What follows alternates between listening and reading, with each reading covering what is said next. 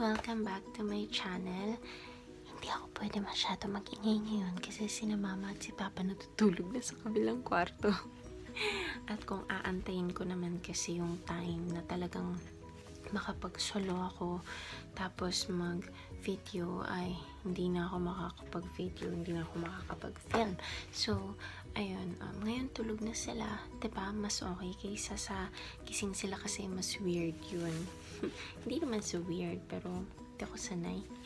Okay, so ngayon, magre-review ako tungkol sa isang magazine. Bale, yung mga Japanese, ito napanood ko lang to sa TV. Hindi ko alam kung 100% totoo.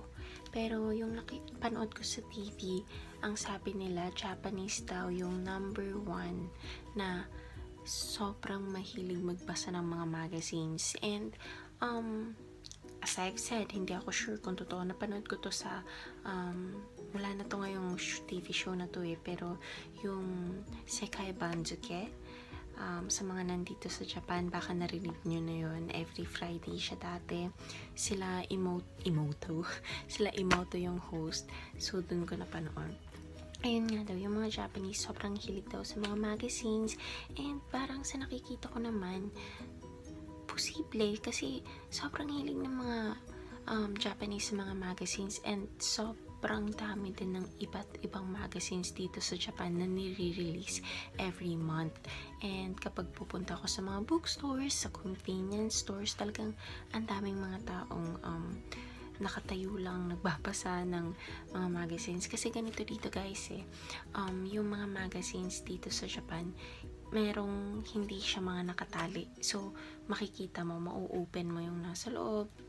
Pero, minsan kapag may mga freebies, bale, tinatalian sila para syempre hindi kunin yung mga freebies na yun. Pero, kadalasan, kahit sino, pwedeng makita yung laman nun. So, alam nyo yun, yung parang may mga bumibili pa ng mga magazines na kung tutuusin, pwede naman silang tumayo lang dyan. Well, anyways, bale, yun nga, yung mga Japanese mahilig sila sa magazines and iba't iba, as in merong mga fashion magazines, pwede rin sa mga pagluluto, sa pagda-diet, tapos sa mga mom-to-be, sa mga ikakasal, yung mga ganun, iba't iba, and sa pag-aalaga ng mga bata, sa sports, saan pa, as in, iba-iba. And meron din para sa lalaki, para sa babae. So, ayun. And nakatry na din akong bumili dati. Yun yung time na parang gusto kong pag-aralan yung mga ibang pagporma. Kasi dati, sobrang baduy kong tao. Kaya, ayun, masasabi ko talaga na isa yung magazines kung bakit, isa yung magazines sa mga dahilan kung paano ako natuto pumorma-porma. So, ayun, dahil dati nung una wala ako masyadong alam, akala ko pag cute, ayan, okay, maganda tignan yun na. Hindi pala, kahit sabihin natin fashion magazines, iba't iba din yan. Kasi syempre, bawat isang tao, iba't iba rin yung mga tipo natin sa pananamit. And lalo na dito sa Japan, sobrang magkakaiba yung forma nila. As in, makikita kang sobrang sweet-sweetan, na palda ever, tapos may makikita ka rin na parang rakista, may makikita ka napaka-colorful ng buhok, o napaka-colorful ng mga suot. So, iba-iba talaga. So, yung unang nadampot ko, pop teen yun. Again, dito sa mga viewers na nandito sa Japan, baka narinig nyo na yun, pop teen yung pinakauna kong pinili. And parang napansin ko, dati nung tinignan ko siya, hindi siya for me. Kasi parang ano yun pang teenagers na yung iba yung forma, sobra umuwi naman sa pagme-makeup, yung ampula-pula ng cheeks, yung mga ganun. So, hindi para sa akin. So, ayun, pero nabili ko na siya. And hanggang ngayon, andyan pa ata. Hindi ko lang alam kung saan ko nilagay. And, yung mga sumunod kong bili ng magazine, yung Kyang Kyang, Yun yung pag-pronounce dito sa Japan, Kankyang. So, ayun, bale yun. Nagustuhan ko siya. Parang yung magazine naman na yun, yung para sa mga pang girly-girly, palda-palda, yung cute, ganon. So, ayun. Pero iba yung i-review ko ngayon. Ito yung Sweet magazine. So, I believe parang pang 20s naman siya. Pwede rin naman siguro pang 30s. Napansin ko dito is mas simple siya kaysa sa Kankyang. Parang ito yung mga talagang mas usual na suot ng mga tao. Like, halimbawa, usual. Tapos yung mga yan, nakikita ko hindi usual eh. Ito dahil sikat yung ngayon, yung Brazil, panalo yung Brazil ngayon, 'di ba? Kasi Olympic. So, ayun, ini-introduce nila yung tungkol sa Brazil, mga fashion sa Brazil. Colorful sila eh. Tapos, asan ba? Yung mga fashion na ordinary yung sinasabi ko. Mga ganto-ganto. Ayan. Ganyan. Mas parang, mas auto na yung forma. Ayan. Ganyan. So, ayan siya. So, hindi porket fashion magazine to, tungkol lang sa fashion. Hindi ganun yun. Bale, meron din tungkol sa mga makeups, tungkol sa mga arrangement sa bahay, tapos kung ano-ano yung mga problema ng mga kababaihan, tapos mga pagkain. So, iba-iba din, marami. Tapos nakita ko dito kanina meron din tungkol sa artista. So, ayun pala, meron din pala mga magazines na para lang sa mga artista. So, ayun, ang dami mga iba't ibang magazines dito. Bale, itong cover girl nila, si Rola, sikat siyang model dito sa Japan. And ito, merong section na tungkol lang kay Rola,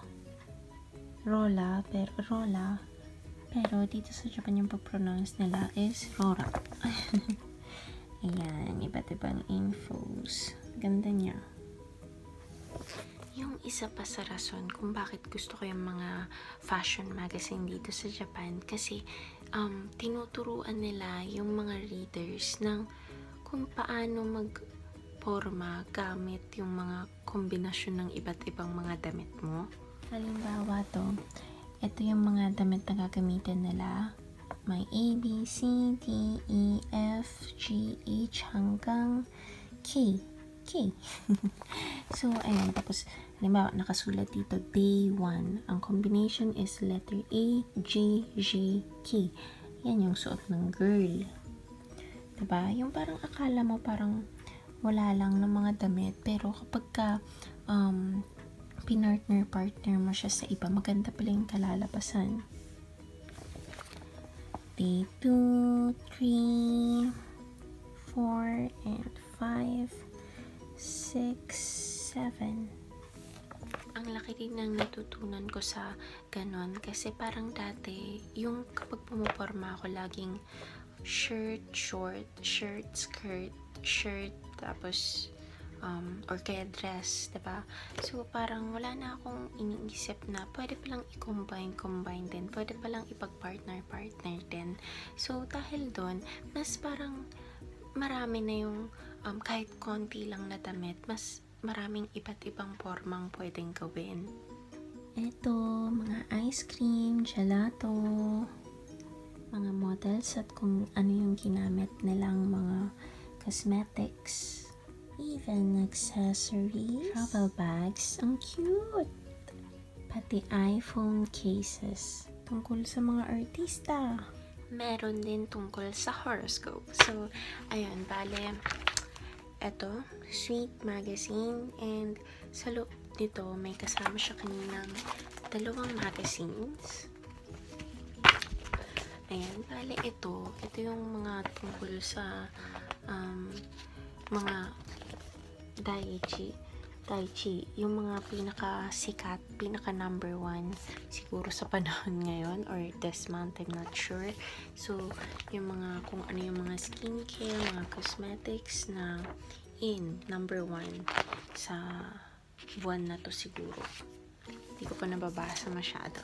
And, this, Sweet Hawaii book. Ito naman, ano lang to yung mga model ng Sweet magazines. Bali, pumunta sila sa Hawaii, tapos, parang ini-introduce nila kung ano yung magandang spot, kung ano yung masarap na kainan, kung ano yung mga magandang bilhin na souvenir. So, ayan, para sa mga gustong pumunta sa Hawaii, pwede itong maging guide. And, ang pinaka-reason kung bakit ko pinili ang magazine na to, sinasabi ko kanina, ang lagi kong binibili is Kyan talaga. Pero ngayon, ang binili ko is Sweet dahil dito sa freebies. So, bali, parang unboxing. Hindi ko pa siya nabubuksan. Actually, matagal ko na itong nabili. Pero gusto ko buksan ko habang nag-video, nag-film. So, hindi ko pa binuksan. Pero since aalis ako bukas, parang gusto ko na siyang gamitin. Bali, cute siya. Sakto lang, simple lang. Ayon sa picture kasi hindi ko pa nakikita yung ang ingay. Hindi ko pa nakikita yung tunay. Sa picture, napakasimple lang yung tignan. So, ginupit ko na yung mga tips para mas madali. So, ngayon, open ko na siya. Tchanan! Ayan, Snoopy. Bale, ito, parang dalawang wallet, coin purse, ganun. Ang cute, diba? Sa mga Snoopy fan. Nako, ayan. Ang cute lang. Tapos, ito naman, California. Ang cute. Ayan, naghanap kasi talaga ako ng coin purse. Kaya nung nakita ko, itong magazine na to, sakto kailangan ko kahit isa lang. Swerte lang kasi, ayun, dalawa sila magkasama pwede ko makuha. And ito pa, ito yung last. Bali tatlo. Kaya nga, parang feeling ko napakasulit. Tchanan! Ayan, parang maliit na bag. Tapos, taga, tapos muna. Ayan siya sa loob, si Snoopy. Ayan, ang cute. Grabe. Tapos, pali, meron siyang, ayan, para, diba, perfect kasi kapag lalabas lang ako saglit, talagang mahilig akong gumamit ng mga ganito. Kasi ba yung ginamit ko kanina ito? Ito naman binili ko dati, pero ayan, mahilig talaga ako sa mga maliit lang na box kasi, diba, hindi naman ako masyado, konting pera. Tapos, cellphone, ayan. So, kapag, kung gusto mo, ganyan mo lang dalhin, pwede rin. Kung gusto mong gamitin to, pwede din. And then, maganda pa dito, pwede ilagay yung phone. Ayan, diba? So, ayan, kapag nilagay yung phone, kahit wala sa ibabaw ng plastic, pwede mo siyang gamitin. So, ito yung maganda. Kaya, ayun, tuwang-tuwa ako. Sa wakas nakita ko siya, sa wakas na-open ko siya. So, bali, itong tatlo, diba? Itong tatlong to, plus yung dalawang manipis na magazines kanina, plus yung Sweet magazines, 820 yan lang. Bali, 300, ano ba siya? 380 pesos sa Pilipinas. Hindi ko sure kung magkano yung mga magazine sa Pilipinas. So, wala akong idea kung mahal ba to para sa mga nasa Pilipinas or mura. Pero feeling ko, dito sa Japan, good deal na siya. Kasi sa 820 na yun, ang dami Meron siya mga 800 plus, pero wala namang mga ganitong freebies. And hindi naman talaga every month talaga may freebies. So, ngayon lang, nakita ko nga itong tatlo. Okay siya, cute siya. And talagang nung kakalabas lang nito, nagkalat agad sa Twitter, sa social media. Kaya nainganyo ako bumili. Buti nga nahanap ko. Ito lang yung kaisa-isa na nakita ko. Ewan ko ngayon, siguro, ngayon meron ng mga stock kasi medyo matagal-tagal na. Nung binili ko kasi to, mag-iisang buwan na siguro. Bali, kakalabas lang niya. So, ayan. Meron pa sanang isa, yung jelly pa yun. Kasi meron siyang lip gloss, I'm not sure, eyeshadow pa ata, yun din yung mga freebies niya. Kaya lang parang nung miss ko kasi hindi ko naman kailangan ng sobrang daming magazines. Inisip ko, pipili lang ako dapat ng isa, dapat maging wise, diba, wag masyadong gumastos ng sobra. So, mas naging matimbang sa akin to. Kasi yung makeup, hindi ko naman kailangan ng sobrang daming makeup. Basta, meron yung enough na laging magagamit, diba, okay na yun. Pero, ito, diba, matagal na gamitan to. Yung mga, kasi mga cosmetics, meron lang silang mga, diba, yung panahon na pwede mo silang gamitin. Kasi hindi rin maganda kapag sobrang tagal na, hindi na maganda sa skin. So, ito, sobrang good deal na nito para sa akin. And ito, sobrang gusto ko pa. Bukas magagamit ko na siya. Yay! So, guys, yun, hindi po ako nagpo-prog, nagsha-share lang po ako. Ang nakakatuwa kasi na nagkakaroon ako ng mga friends dito sa YouTube, and meron din yung iba sa kanila nakatira sa ibang bansa, and sobrang ako natutuwa na makanood ng tungkol sa ibang bansa, yung kahit little information lang na parang mapapawaw ka na something na hindi mo alam, nakakatuwa. So parang inaisip ko, why not, na i-share ko din naman yung kung ano yung meron dito sa Japan. And minsan bumibili naman talaga ako ng magazine, so na-share ko lang din. So ayun, maraming salamat po sa panonood. Parang magiging mahaba na naman to, so baka bilisan ko na lang. Thank you so much for watching.